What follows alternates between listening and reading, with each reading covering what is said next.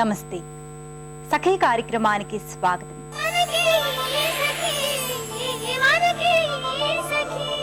ఉదయమే తలంటు స్నానం చేసి కొత్త బట్టలు కట్టుకొని ఇంటి ముందు నీరెండలో నిలబడి తలారబెట్టుకుంటూ ఉంటే నా పక్కనే ఉన్న పూల కొమ్మపై సీతాకోక చిలుక వచ్చి వాలింది.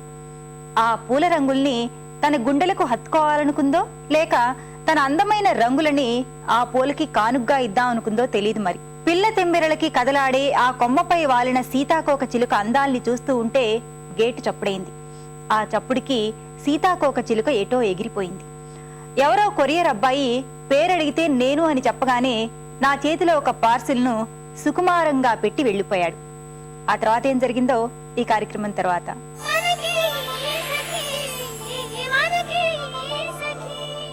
నమస్కారం. మాటే మంత్రం కార్యక్రమానికి స్వాగతం.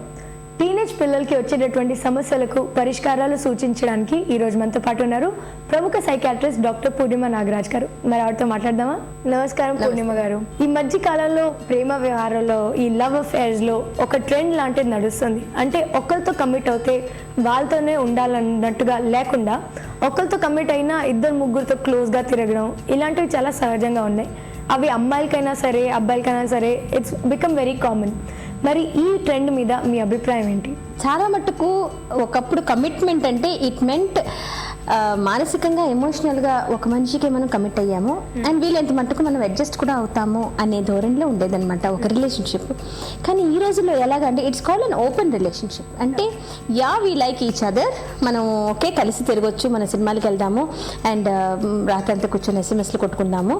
కానీ I'm also open to other relationships. అంటే నీలో ఉన్న బ్యాడ్ పాయింట్స్ని I'm not interested in adjusting. అంటే నాకు అడ్జస్ట్మెంట్ అనేది ఐఎమ్ నాట్ ఇంట్రెస్టెడ్. సో అలాంటప్పుడు ఒక ఓపెన్ రిలేషన్షిప్, సో నీతో కూడా ఫ్రెండ్షిప్ చేస్తాను, ఒకవేళ అదే స్టేజ్లో ఇంకొకరు ఎవరైనా ఇంట్రెస్టింగ్ పర్సన్ నాకు ఫ్రెండ్గా పరిచయం అవుతే I will definitely explore a relationship with him also. And ఇది break down of moral values అంటారా? అంటే నైతిక విలువలు అసలు మానవ సంబంధాలు కానివ్వండి, లేకపోతే నైతిక విలువలు కానివ్వండి లేని సొసైటీ అంటారా? లేకపోతే కొందరు ఎలా అంటారు అంటే ఇంకా అసలు రిలేషన్షిప్కి మీనింగే లేదు, ఎందుకంటే without commitment there is no relationship meaning అని అంటారు. అండ్ చాలా మట్టుకు ఇలాంటి ఒత్తిడి అనేది ఒక అమ్మాయి మీద ఎక్కువ పడుతుంది. ఎందుకంటే చాలా మటుకు బాయ్స్ అంటే మన సొసైటీలో ఇట్స్ మ్యాన్స్ వరల్డ్ అని అంటారు. రైట్. సో మగపిల్లలు ఏం చేసినా సరే పర్వాలేదు, మగపిల్లలు అసలు ఎలా ప్రవర్తించినా మగవాడిని కదా నేను ప్రవర్తించవచ్చు అని అలా అంటుంటారు. బట్ ఇక్కడ వేరే విధంగా గర్ల్స్ ప్రవర్తిస్తున్నారు. అంటే ఇది బరి తెగించడం అని చాలామంది అంటారు, కానీ ఇట్స్ నాట్ దాట్. అంటే ద సేమ్ వాల్యూ సిస్టమ్ ఏదైతే బాయ్స్కి మనం ఫాలో అవుతామో గర్ల్స్ కూడా తప్పేముంది, మేము కూడా అలాగే ఉంటే తప్పేముంది. ఇప్పుడు ఒక అబ్బాయితో నేను తిరిగి ఆ అబ్బాయి కరెక్ట్ కాదు అనుకున్నప్పుడు ఇంకో అబ్బాయితో తిరగడం తప్పేముంది. అబ్బాయిలు కూడా అలాగే చేస్తారు కదా, నలుగురిని చూసి నలుగురు ఫ్రెండ్స్ నుంచి ఒకళ్ళు ఎంచుకుంటారు. ఆ ఎంచుకున్న అమ్మాయిని కూడా కొన్నాళ్ళు తిరిగిన తర్వాత ఐ డోంట్ వాంట్ అని ఇంకోళ్ళని ఎవరైనా పెళ్లి చేసుకుంటారు. సో అలాంటప్పుడు what is wrong with we do it అని అంటారు.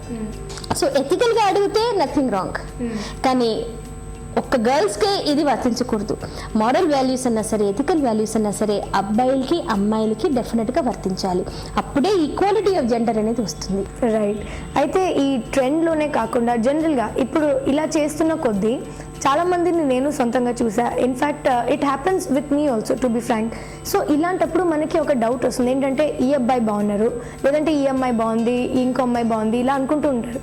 మరి ఈ అమ్మాయి మనకి కరెక్ట్ అనేది వాళ్ళకి ఎలా తెలుస్తుంది? అంటే ఆ పారామీటర్స్ ఏముంటాయి? ఈచ్ పర్సన్కి పారామీటర్స్ విడిగా ఉంటాయి అన్నమాట. ఇప్పుడు కొందరికి ఒక క్వైట్ గంభీరంగా ఉన్న పర్సన్ కావాలి, కొందరికేమో ప్రొఫెషనల్గా సెటిల్ అయిన పర్సన్ కావాలి, కొందరికేమో డబ్బు సంపాదించే పర్సన్ కావాలి, లేకపోతే రిచ్ బ్యాక్గ్రౌండ్ ఉన్న పర్సన్ కావాలి, కొందరికి ఎడ్యుకేటెడ్ బ్యాక్గ్రౌండ్ కావాలి. సో ఈచ్ పర్సన్కి ఒక లిస్ట్ ఆఫ్ ప్రయారిటీస్ ఉంటుంది. కానీ మా ఫ్రెండ్ లిస్ట్ ఆఫ్ ప్రయారిటీస్లో ఈ పాయింట్స్ ఉన్నాయి, నేను కూడా నా లిస్ట్లో అదే నేను ఇన్కార్పొరేట్ చేసుకుంటాను, నాకంటూ ఒక వ్యక్తిత్వం లేదు అని చాలామంది అలా ఆలోచిస్తారు. ఓకే, ఈ 4-5 పాయింట్స్ ఉన్నందుకు మా ఫ్రెండ్ ఆ అబ్బాయిని ఇష్టపడుతుంది, అదే 4-5 పాయింట్స్ దొరికిన ఇంకొక అబ్బాయిని చూసి నేను ప్రేమించేస్తాను. సో నాకేం కావాలి నాకు తెలియదు. అండ్ ఇంకొకటి ఏంటంటే రిలేషన్షిప్లో ఫ్రీడమ్. వెంటనే ఒక కమిట్మెంట్లో ఉన్నప్పుడు మనం అడగకుండా మాట్లాడకూడదు, బయటికి వెళ్ళకూడదు, ఎక్కడికి వెళ్ళామో నిమిషం అసలు ఒక లాగ్ లాగా చెప్పాలి, అది బాయ్ అన్నా గర్ల్ అన్నా. సో ఆ ఫ్రీడమ్ కోల్పోయేటప్పటికి ఫ్రస్ట్రేషన్ పెరిగిపోతుంది. సో అలాంటప్పుడు చెప్పకుండా ఇంకొక రిలేషన్షిప్కి వెళ్ళడము, చెప్పకుండా ఇంకొకరితో మాట్లాడడము, ఇలాంటివి జరుగుతుంటాయి. సో బేసిక్గా ఒక రిలేషన్షిప్కి కావాల్సింది ఏంటంటే అండర్స్టాండింగ్, ఓపిక, సహనం, సర్దుకుపోయే గుణం, and more than anything else trust అనేది. సో ఈ పర్సన్ నాకే సొంతం, నాకే పరిమితం, డజంట్ మ్యాటర్. వాళ్ళకి ఫ్రెండ్స్ ఉన్నా, ఒక ఫ్రెండ్ సర్కిల్ ఉన్నాయి, డజంట్ మ్యాటర్. వాళ్ళకు ఒక ఫ్రీడమ్, ఒక జడ్జ్మెంట్, వాళ్ళకు ఒక వ్యక్తిత్వం ఉంటుంది అని మనం ఆ వ్యక్తిత్వానికి మనకు చోటు ఇస్తామన్నమాట, మార్జిన్ ఇస్తాము. సో నాలో కూడా బ్యాడ్ పాయింట్స్ ఉన్నాయి కదా, సో ఎదుటి మనిషిలో కూడా కొన్ని బ్యాడ్ పాయింట్స్ ఉంటాయి, అన్ని మనకు నచ్చినట్టే ఉండవు కదా. So this is mature thinking. అందుకే చిన్నపిల్లల్ని ప్రేమలో పడొద్దు అని అంటాం, ఎందుకంటే ఈ మెచ్యూర్ థింకింగ్ లేకుండాను అనవసరంగా తొందరపాటులోకి రిలేషన్షిప్స్లోకి వెళ్ళిపోయి, మల్టిపుల్ రిలేషన్షిప్స్లోకి వెళ్ళిపోయి, ఇంకా లవ్ అంటారు, డిసప్పాయింట్మెంట్స్ అంటారు, డిచ్ అంటారు, బ్రేకప్స్ అంటారు. సో ఆ ధోరణి టోటల్గా వాళ్ళని డిప్రెషన్ దారిలోకి తీసుకెళ్ళిపోతుంది అని చిన్నప్పుడు ఈ ప్రేమలు ఇవన్నీ వద్దు అని అంటాము. కొంచెం మెంటల్గా మెచ్యూర్ అయినప్పుడు వెన్ వి నో ఒక మనిషిలో, ఒక వ్యక్తిలో నాకేం కావాలి, ఆ వ్యక్తిలో అవన్నీ కనిపించాయి అనుకోండి, 1 or 2 కనిపించకపోతే మనం ఒక మార్జిన్లోకి వెళ్ళిపోవాలి. It doesn't matter, 8 out of 10 is okay. మరి 10 out of 10 దొరకడం అనేది మెచ్యూరిటీ. 10 out of 10 దొరికితే గ్రేట్ అది, కానీ చాలా తక్కువ మందికి దొరుకుతుంది, isn't it?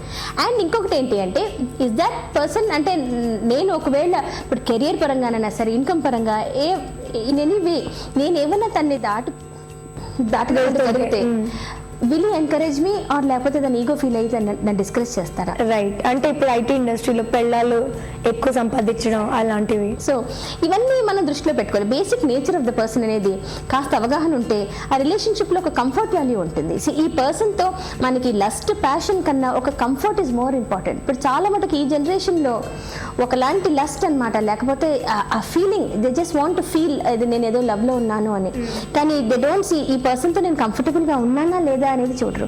So most important thing in relationship is comfort factor and trust factor. Wonderful. మరి యాక్చువల్గా అసలు వీళ్ళు అంటే ఎవరైనా కానీ, ఏ ఏజ్లో వాళ్ళైనా కానీ, ఇప్పుడు కూడా లవ్ అనే పదం అసలు జనాలకి ఆ పదం అని తెలుసు అంతే, కానీ దాని యాక్చువల్ మీనింగ్ అనేది తెలీదు. So as a psychiatrist, as an expert, మీరేమంటారు? How would you define love? Definition of love అనేది చాలా మంది చాలా రకాలుగా అంటారు, కానీ it's a very strong emotion. అంటే ఆ పర్సన్ తోటే ఉండాలి, ఆ పర్సన్తో మనం లైఫ్ కంటిన్యూ అవ్వాలి అని కలగండం అనేది, and we are willing to adjust. వాళ్ళ ప్రాబ్లమ్స్ కన్నా సరే, లేకపోతే మనం చేసింది ఏమైనా వాళ్ళకి నచ్చకపోతే we are willing to adjust, and we have dreams of spending more and more time, and వీళ్ళతో ఎంత మాట్లాడినా మనకి తక్కువ అనిపించడం. So these are all symptoms of people who are అంటే in a relationship or in love అనమాట. కానీ యాక్చువల్ డెఫినేషన్ అంటే చాలా మటుకు అంటారు ఇది కెమికల్ రియాక్షన్ అని చాలా మంది శాస్త్రజ్ఞులు అంటారు. మైండ్లో కొన్ని కెమికల్స్ పెరిగితే లవ్ ఫీలింగ్స్ వచ్చేస్తాయి, ఆ కెమికల్స్ తగ్గిపోతే లవ్ ఫీలింగ్స్ పోతాయి అని. But it is more emotional. అంటే మనం అంత బయాలజికల్గా ఆలోచించకపోయినా సరే ఇట్స్ వెరీ ఎమోషనల్. ఎవరి మీదన్నా మనకి ఒక స్ట్రాంగ్ ఎమోషన్ వచ్చి when we really like that person, you can consider it love అనమాట. సో చిన్నప్పుడు పేరెంట్స్ మీద ఉంటుంది, అట్లాగే పెద్దవాళ్ళు అయిన తర్వాత వీ వాంట్ మనకు ఒక భాగస్వామి కావాలి, somebody to lean on, somebody మనకి ఏదైనా కష్టం సుఖం చెప్పుకోవడానికి ఒక పర్సన్ కావాలి, ఒక కంపానియన్ కావాలి అని అనుకున్నప్పుడు that is what we call love అనమాట. కరెక్ట్గా చెప్పారండి. నిజంగా ఇప్పుడు జనరల్గా యూత్కి ఈ విషయాలన్నీ వింటే అట్లీస్ట్ వాళ్ళకి కొంచెం ఐడియా వస్తుంది. అండ్ మొత్తం కలిపి ఒకే మాటలో చెప్పాలంటే పిల్లలకి అని కాదు, బట్ ఇన్ జనరల్గా లవ్ అనేది మెచ్యూరిటీతో మీకు ఇంకా బాగా అర్థమవుతుంది. కాబట్టి టీనేజ్ పిల్లలు ఇప్పుడప్పుడే లవ్ అని సీరియస్ అవ్వద్దు, జస్ట్ మీ ఏజ్ అది ఎంజాయ్ చేయండి. అండ్ పూర్ణిమ గారు ఇంత చక్కగా మా అందరికీ విషయం తెలియచేసినందుకు చాలా చాలా థ్యాంక్స్.